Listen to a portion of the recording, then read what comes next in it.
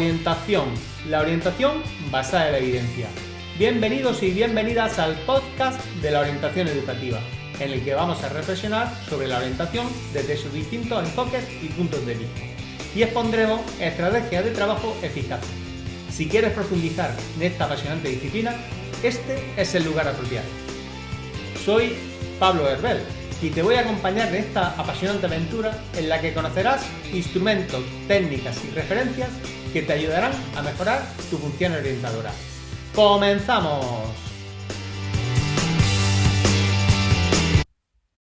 Bienvenidos a este nuevo capítulo del podcast Orientación, la orientación basada en la evidencia.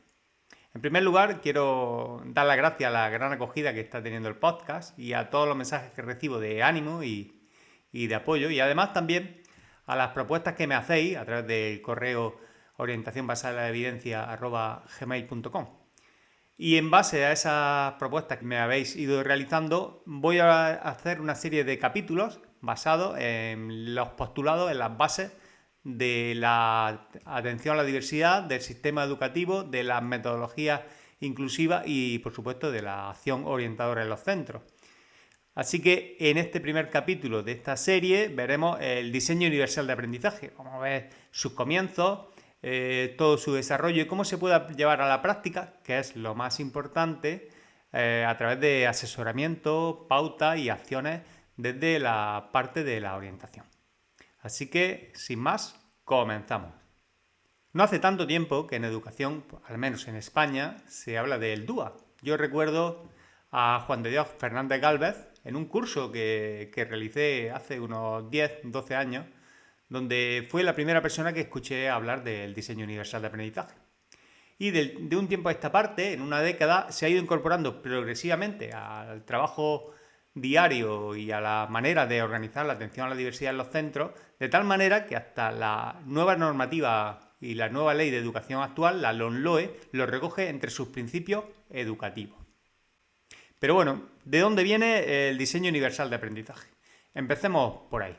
Y es que el concepto de diseño universal de aprendizaje viene de la arquitectura, del diseño universal, donde los arquitectos, fundamentalmente norteamericanos, un grupo de arquitectos norteamericanos, tenían la inquietud de realizar edificios accesibles a todas las personas.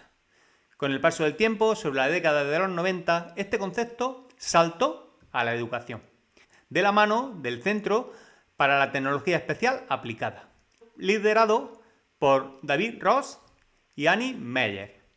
Ellos, estos dos investigadores, se preocuparon por la siguiente cuestión: ¿cómo podemos diseñar un currículum que sea accesible a todos los estudiantes desde el comienzo de su escolarización?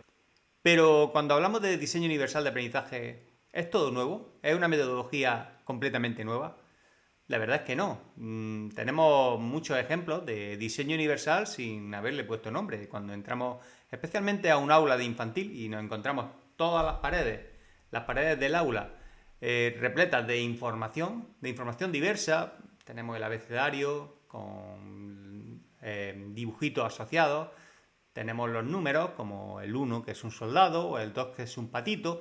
Tenemos una serie de información multisensorial. También tenemos los gestos de diferentes elementos que pueden utilizar los niños y tenemos pictogramas. En definitiva, en un aula infantil hay mucha información que puede que en algún momento se puso para algún niño que hubo en clase, pero que se ha quedado ahí y está accesible a todos los alumnos. Además, de una forma natural, donde un niño, cuando necesita, por ejemplo, no identifica la letra B, pues en lugar de acudir a la maestra puede buscar el barco u otro elemento que pueda hacer referencia a esa letra e identificarlo de forma natural por sí mismo. Así que el diseño universal lo que sí viene a hacer es a reordenar y reorganizar muchos elementos que ya existían, y también viene muy acompañado de las nuevas tecnologías. Digamos que las nuevas tecnologías ofrecen múltiples oportunidades y múltiples variedades para proponer y para llevar a cabo este diseño universal de una forma mucho más óptima. Por tanto, sí que encontramos muchas experiencias que existían previamente a este nuevo concepto que se ha incorporado a la normativa. Pero es verdad que, como he dicho anteriormente, el hecho de que esté estructurado y que nos aporte una serie de pautas para llevarla a cabo, pues es importante que los orientadores las conozcamos y las dominemos, pues para trabajarlo y para hacer propuestas en las diferentes aulas y de acuerdo a las necesidades que pudiera haber en cada contexto educativo. Voy a comenzar por el primer principio, por el principio de implicación. La motivación es el motor del aprendizaje. Como bien dice Francisco Mora en el título de su libro, solo se puede aprender aquello que se ama. Y es que enfocar todo el aprendizaje a los intereses, a la vida cotidiana del alumnado, a aprendizajes funcionales, a realizar un producto final que sea atractivo, que esté dentro de su gama de intereses, que esté en la línea de su zona de desarrollo próximo, es fundamental. Veamos a continuación algunos ejemplos de cómo podemos asesorar desde la orientación sobre este principio.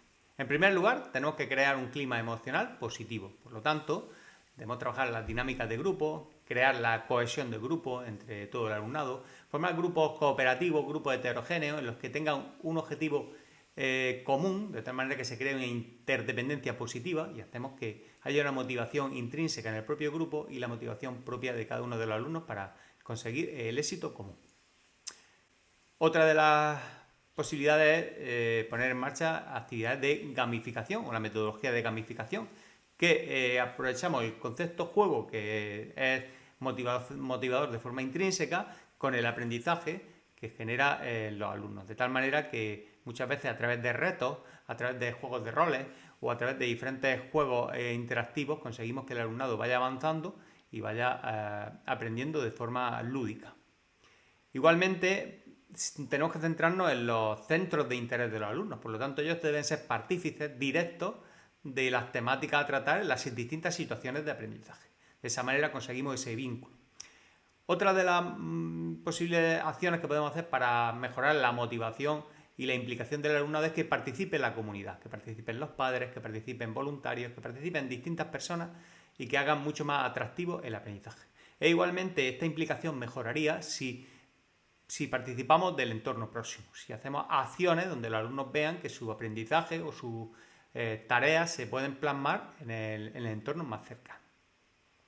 En cuanto al segundo principio, el de representación, es decir que este ha avanzado mucho de la mano de las nuevas tecnologías, puesto que nos ofrecen una gran variabilidad de fórmulas diferentes para ofrecer los saberes básicos, para afrontar los aprendizajes en definitiva. Podemos ver un vídeo de YouTube, podemos ver un Canva, un Geniali, podemos hacer un formulario, hacer algún tipo de presentación, podemos hacer audiolibros, podemos hacer incluso un podcast.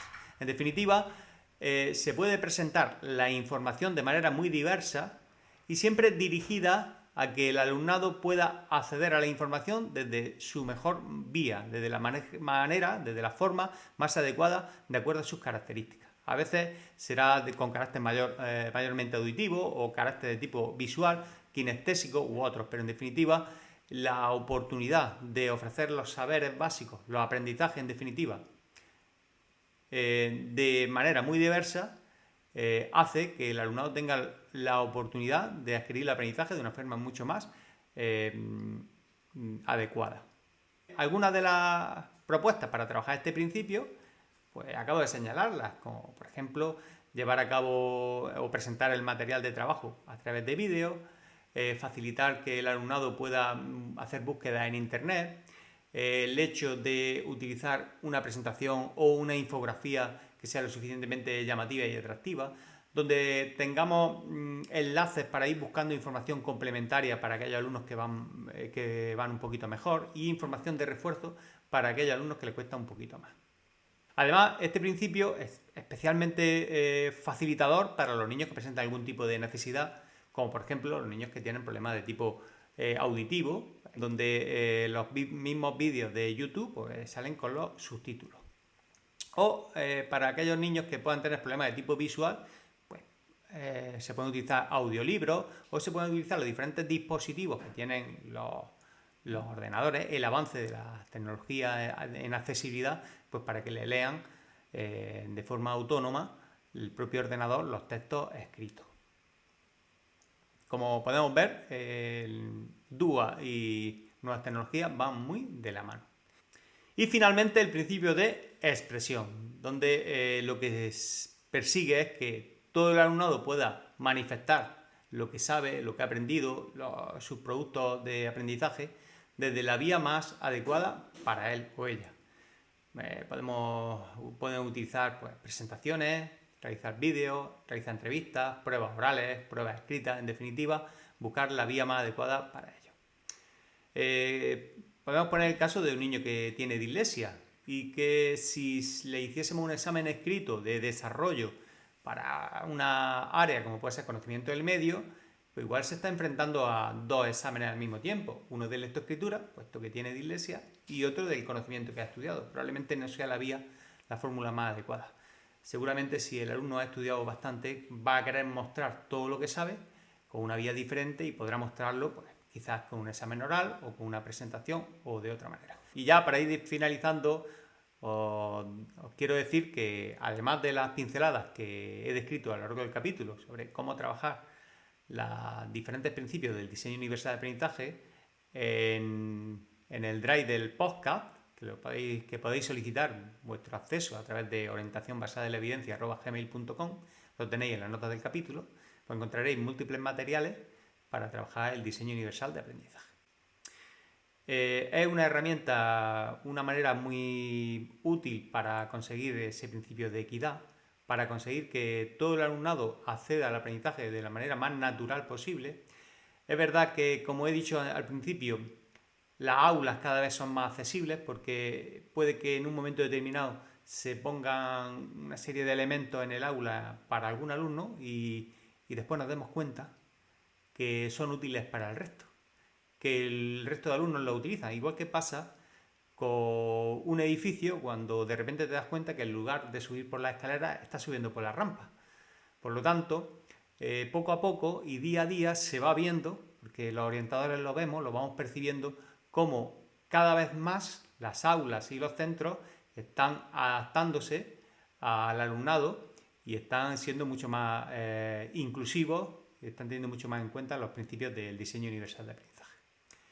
Bien, ya si he llegado al final del capítulo, espero que os haya resultado interesante y en la próxima ocasión os adelanto que hablaremos de neuroeducación, un tema de lo más interesante. Nos vemos en el próximo capítulo. Adiós. Y hasta aquí el capítulo de hoy. Espero que te haya gustado. En el próximo capítulo volveremos con otro tema igualmente interesante. Yo quedaría muy agradecido si me puntúas con 5 estrellas en tu plataforma de podcast, si te suscribes a él y si lo recomiendas a otras personas que pudieran estar interesadas. De esta manera será la orientación más conocida y podremos ayudar a mucha más gente.